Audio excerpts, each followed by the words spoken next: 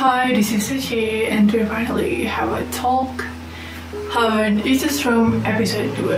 Jadi kalau misalnya buat teman-teman yang ternyata baru nemuin podcast ini, aku pernah bikin podcast episode 1-nya, tapi I didn't show my face.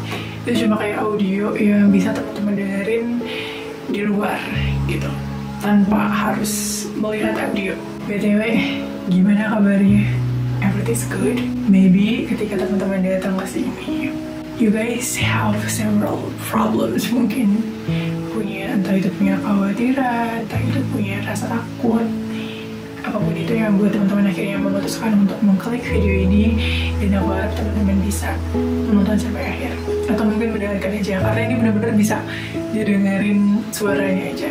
Like, you don't need to see my face. Podcast hari ini adalah tentang gelisah. Maybe some of you sedang ada di fase dimana kalian gelisah, kalian merasa resah dengan hidup ke depannya. Kalian gak yakin bahwa sebenarnya apa yang aku lalui ini tuh benar-benar belum ya. Sebenarnya apa yang sedang aku perjuangkan ini akan berhasil gak ya? Apakah ini jalan ini benar? Apakah ini akan berhasil pada akhirnya? Kalian mungkin berada dalam situasi yang meragukan diri sendiri, meragukan kemampuan diri, meragukan apakah ini akan berhasil. Padahal mungkin sebelumnya kalian ada di fase dimana you guys really sure about this. Tapi mungkin entah kamu hilang harapan, entah kamu merasa bahwa ini selalu sulit, dan membuat kamu mempertanyakan apakah perjuangan ini akan berhasil. Atau mungkin kamu juga sedang ada dalam fase dimana kamu harus menghadapi sesuatu yang unexpected, dan kamu bertanya-tanya, sebenarnya kenapa Allah tuh memaksa aku, bukan memaksa, kenapa Allah tuh ingin aku tuh harus mengalami kejadian ini. Kayak aku udah pernah singgung itu di episode sebelumnya, ketika aku bahas mengenai kondisi ekonomi dan lain sebagainya. Aku bertanya, kenapa ya Allah pengen aku ngalamin hal ini? Karena aku tuh pernah berkata seperti ini gitu, sehingga Allah wujudkan keinginan aku itu dengan memberikan aku sebuah cobaan. Jadi Allah ingin aku survive di cobaan itu. Sedang berada di fase manapun teman-teman saat ini, apapun yang sedang membuat teman-teman gelisah, apapun yang sedang membuat teman-teman melakukan diri sendiri. Dan jujur, aku sedang berada di fase itu beberapa waktu yang lalu. Aku benar-benar sedang dalam keadaan gelisah, kayak aku meragukan diriku sendiri juga. Dan rasanya pengen banget ada seseorang yang datang dan bilang bahwa everything is gonna be okay, everything is gonna be fine, everything will work at the end. Rasanya aku pengen ada seseorang yang datang dan bilang seperti itu, hanya untuk menenangkan aku bahwa gak apa-apa, nanti bakal berhasil kok. Tapi orangnya gak pernah ada. Orang itu gak pernah datang, sehingga aku memutuskan untuk oke, aku akan cari sendiri orang itu, dan aku akan menjadi orang itu untuk teman-teman. Dalam keadaan yang udah gelisah itu, aku memutuskan untuk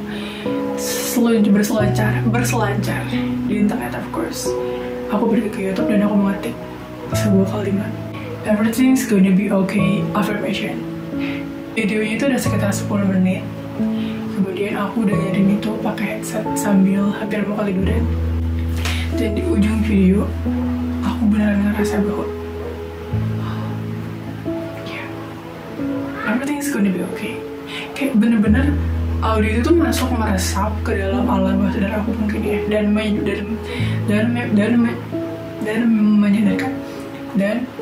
menyadarkan aku lagi bahwa everything's gonna be okay, everything's gonna be okay at the end. Dan aku merasa terbantu dengan afirmasi itu. Aku di sini untuk membantu teman-teman bahwa yes, apapun kekhawatiran teman-teman, it's all in your head. Itu semua tuh cuma ada di pikiran teman-teman aja. itu literally belum kejadian, jadi nggak seharusnya kita overthinking, kita khawatir, kita gelisah, kita pesimis terhadap hal itu.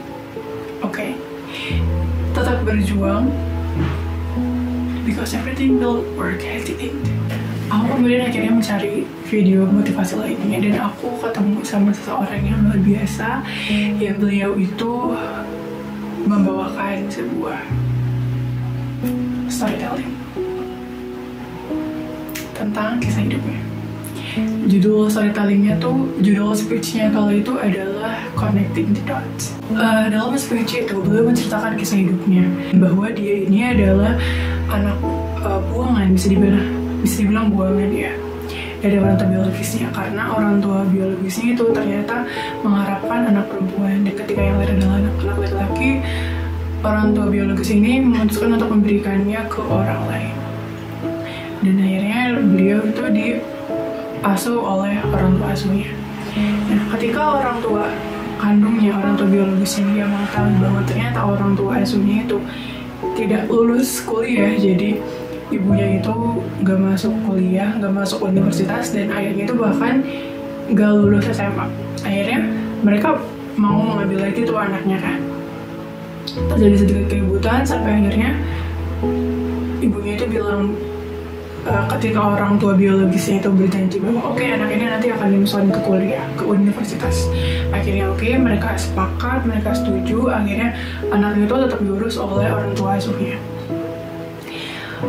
Singkat cerita, ketika tiba masanya dia sudah harus masuk kuliah, beliau dengan naifnya memilih sebuah universitas yang kualitasnya bagus pastinya, dan biayanya itu semahal Stanford University. Jadi mahal kan. Orang tua asuhnya menggunakan uang tabungan, seluruh uang tabungan mereka untuk menguliahi beliau gitu. Ketika 6 bulan beliau berada di bangku kuliah, akhirnya beliau drop out karena dia nggak ngerti esensi kuliah itu gimana. Jadi kayak dia merasa bahwa this is not what I'm searching, dan dia sendiri bahkan masih belum tahu sebenarnya apa yang benar-benar dia cari dan apa yang dia butuhkan gitu. Dan beliau sendiri bilang bahwa that was a really scary decision. Ketika beliau mengambil keputusan itu, bukan berarti beliau itu nggak ngerasa takut. Of course, beliau juga ngerasa kayak khawatir gimana nasibku ke depannya dan sebagainya. Dan seperti yang aku kutip dalam kata-katanya beliau, it's not all romantic.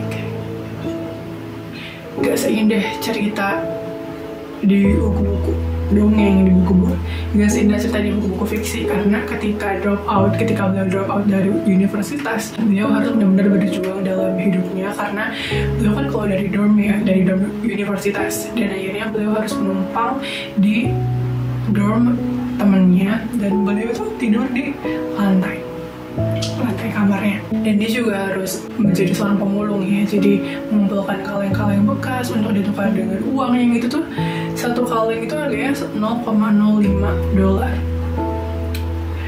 sedikit banget. Dan beliau juga harus jalan jauh untuk mendapatkan makanan gratis yang layak, kayak mungkin ada event sejenis TGIF atau something like that.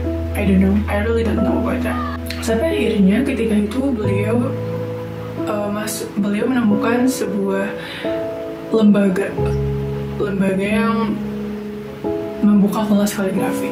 Dan karena beliau merasa bahwa gue udah gak di kuliah lagi nih, jadi gue bebas dong mengambil apapun kelas yang gue mau. Akhirnya beliau memutuskan untuk sign up di kelas kaligrafi itu.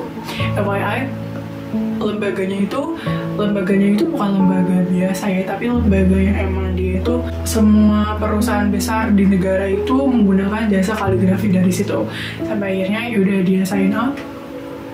Kemudian beliau mempelajari soal kaligrafi, bagaimana cara membuat tipografi yang bagus, bagaimana cara mengharmonisasikan antara satu huruf dengan huruf yang lain, seberapa jarak yang harus diatur, beliau belajar soal serif dan soal sans serif, font itu. Dan ketika selesai mengambil kelas kaligrafinya, sebenarnya beliau bahkan belum paham esensinya, kayak sebenarnya kenapa aku harus mengambil kelas kaligrafi ini. Dan beliau pun belum menemukan teknik praktisnya dalam dunia nyata. kayak aplikasi itu belum ada dalam kehidupan karena kaligrafi gitu kan. Meskipun beliau tidak pernah menyesal karena dia pikir bahwa this class is really beautiful, historical, and captivating the way science can't capture. 10 tahun setelah beliau sign up di kelas kaligrafi itu, beliau sedang mengembangkan komputer Macintosh yang pertama. Dan beliau mengatakan bahwa kalau aja 10 tahun yang lalu tuh dia nggak ambil kelas kaligrafi itu, mungkin saat ini personal computer yang kita pakai, yaitu personal computer ataupun mungkin smartphone kita, nggak akan punya tipografi yang bagus. Jadi sebenarnya siapa orang ini? Ya orangnya adalah Steve Jobs. Yang kita tahu ya, dia yang punya brand Apple, dengan Apple tuh sekarang jadi brand ternama yang orang-orang semua orang-orang tuh udah tahu lah ya desain kualitasnya Apple tuh sebagaimana bagusnya. Dan bahkan Windows pun dia meniru MacBook kan. In our life, there are dots that should be connected.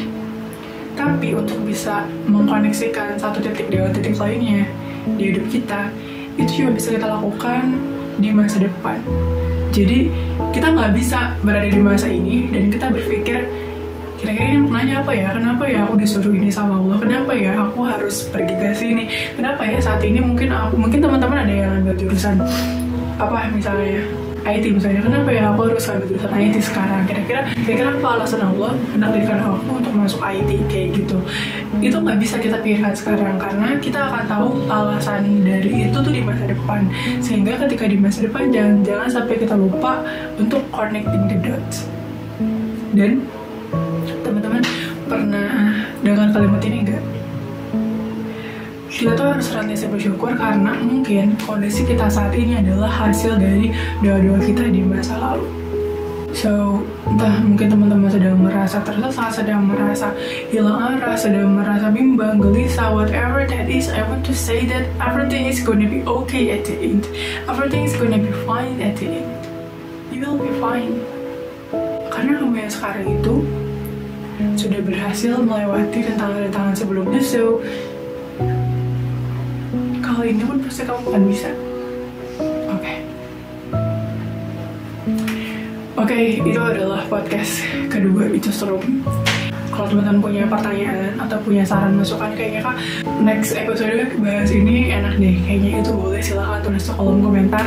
Dan aku harap this will help you a lot. Thanks for watching. Jangan lupa untuk tekan tombol like, tinggalkan komentar, subscribe, and hit that notification button. Until next week, see you in the next video.